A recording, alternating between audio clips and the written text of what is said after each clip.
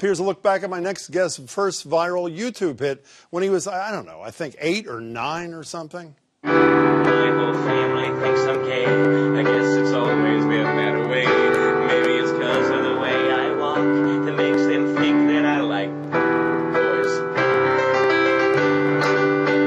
That I like boys. He's cringing. Okay, so it's actually the 16-year-old Bo Burnham, the Hamilton Mass native whose YouTube videos had now been viewed a mere 235 million times. Now, 12 years later, his work has hit the big screen with the critically acclaimed film 8th Grade, which Burnham both wrote and directed. The movie chronicles the daily anxieties and pain that define those early teen years from the perspective of 13-year-old Kayla Day. By the way, I like your shirt a lot. It's, like, so cool. What? From those mean girls and pool parties, the school dances, sex ed class, film covers it all in amazing and real detail, not to mention painful conversations with parents who are just trying to help. I think you're so cool. I think you were so I'm cool. gonna stop eating with you if you keep doing You this. said I could say one thing. Can I say one thing, please? Fine. Thank you. Look, when I was your age, I was not cool like you. Now, as a former awkward teen and sometimes still awkward father of 2 daughters myself, I can relate to that one, and apparently so can many others. The film has a 98% rating on Rotten Tomatoes. It's brought in $12 million at the box office so far. I'm joined now by the man behind it all, Bo Burnham, who's in town as part of a Humanity and Tech Summit put out by the Atlantic Bo. It's a pleasure to meet you. Thanks for having me. I appreciate it. Comic, YouTube sensation, musician, director, what else? Son, philanthropist. No. At 27. Where does this come 28. from?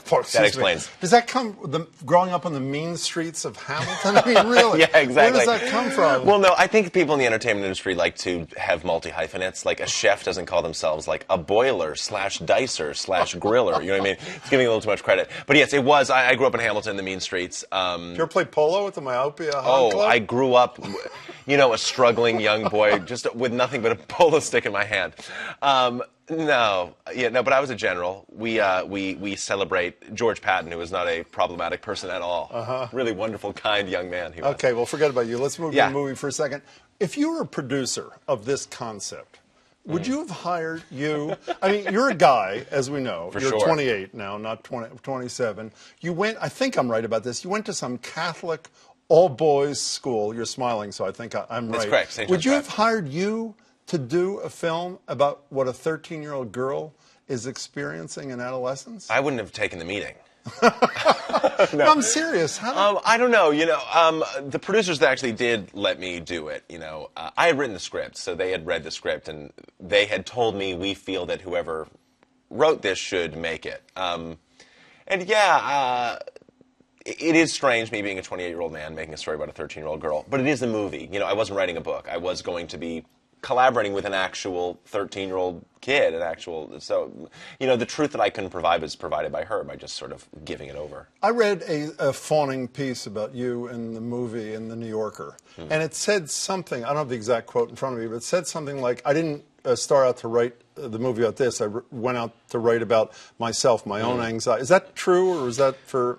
Yeah, pretty much. I wanted to write about my anxiety and how I was feeling at the time, and sort of as I sort of described my feelings to myself, I realized that I was feeling like a 8th grader. I mean, what does it feel like to be alive right now at this moment in culture? To me, it feels strange and weird, like everything's changing and I don't know what's happening and I'm sweating and help me. 8th grade, you know, I think we're kind of going through an 8th grade moment as a culture. Can we see a little bit of this? This Elsie Fisher is like surreal. Kayla. Yeah. Here's just a little piece of her doing what he used to do, just a variation on a theme. YouTube. Hey guys, Kayla back here with another video. Okay, so the topic of today's video is putting yourself out there. Okay, so like, what does that mean? Where is there? Well, there can be anywhere that you wouldn't usually go, you know, maybe because it's like weird or scary or something like that. So you see her there, and then you see you doing the kind of things you were just bowing your head with your head in your hands. Exactly. About what's with her? I mean, how did you find her? What's the deal with her? You know, we saw, you know, hundreds of kids, and she was the only kid that felt like Kayla's an ostensibly shy character, And every other young actor that came in, it felt like a confident kid pretending to be shy. And when she played it, it felt like a shy kid pretending to be confident, which is the actual role. She understands that shyness isn't this inactive thing. Shyness is actually trying to speak at every moment and not being able to. But that's real. I mean, that's written. That's a written monologue. You know, she's able to deliver that so naturally where it just feels like she's improvising. Were you a variation on that kid as an 8th grader? Not really. I was like a hammy loser. I wasn't really, my nice. sort of shyness and anxiety didn't sort of kick in until I was probably like 15 or 16, like a sophomore in high school. But at that age, I was just like eating dirt. Now, did I read somewhere that you use real kids for?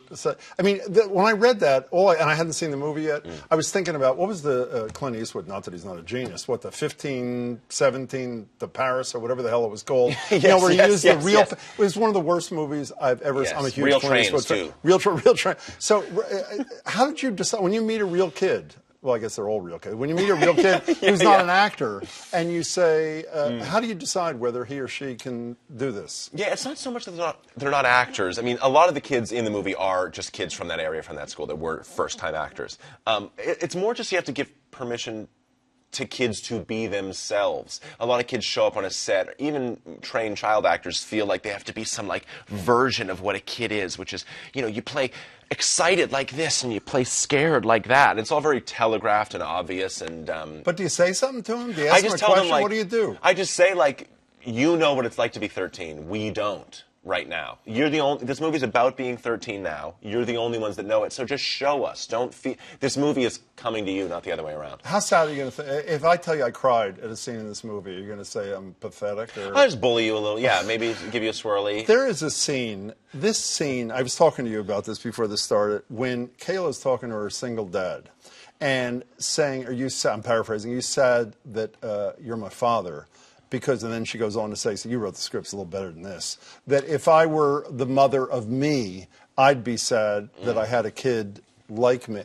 That was one of the most incredible scenes. By the way, I hate long scenes. The only long scene I've ever enjoyed one-on-one was my dinner with Andre. You weren't Yes. even, you saw it? Okay, Yes, fine. yes. But I love this one, too. I appreciate it. It But don't get emotional, please. You're the patriarch of Boston's media. No, but I did get him. It's so real and something. I mean, it's unbelievable. Oh, that's nice. Yeah, well, that's the hope. The movie hopefully just breathes and sort of lives at the pace that life does, you know. We wanted to make a movie that's just about sort of this small, quiet moments you share.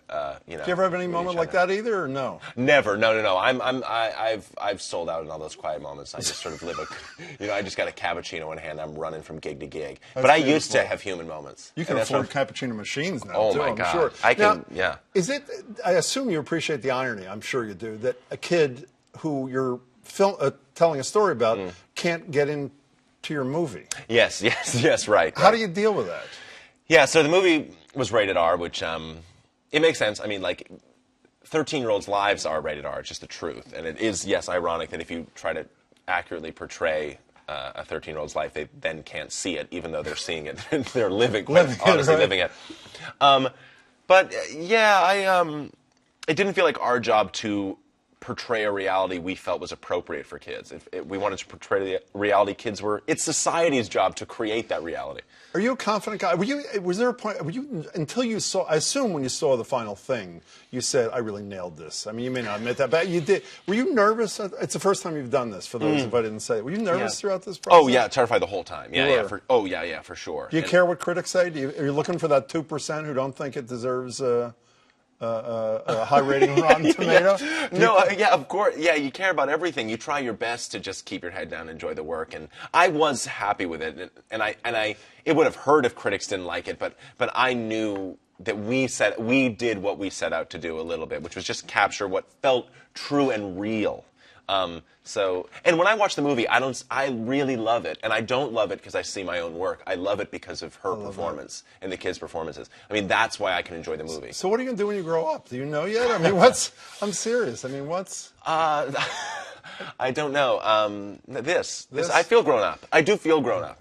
You're 28. Yes. You're 28. Well, back in like the 70s, I would have been on like my third tour and had 4 kids. You know what I mean? I don't know. For some reason, like being 20 is a child now, but like in the 30s, I would have had to I would have been like I would have a fake leg and be in my third house. Can I bring up one serious thing before you? You tweeted this on Monday. I was scheduled to appear at the New Yorker Festival in a conversation with so-and-so, whom I love dearly. After learning of the inclusion of Steve Bannon, I'm respectfully saying F that, peace and love. Conservatives are saying people like you, and there are a lot of people like you who said, I'm not going to do this New Yorker thing. And by the way, David Remnick ultimately reversed himself because of people like you, said that you are essentially suppressing free speech, whether you like what Bannon has to say or not. What do you say to those people? I am suppressing free speech. I'm fundamentally against the First Amendment, and that's what I was trying to do. I mean, really, I was just going after Bannon because ultimately I'm trying to suppress and eliminate free speech from the national conversation. An honest man. Well, you know, let's do it. Open the gulags. Let's open them up. That's the next film. By the way, your film is great. Thank you. Congratulations. It's really Thank great. you. Bo Burnham, local guy. Thanks so much. Bo's movie again, and it's terrific. As 8th grade, it's in theaters now.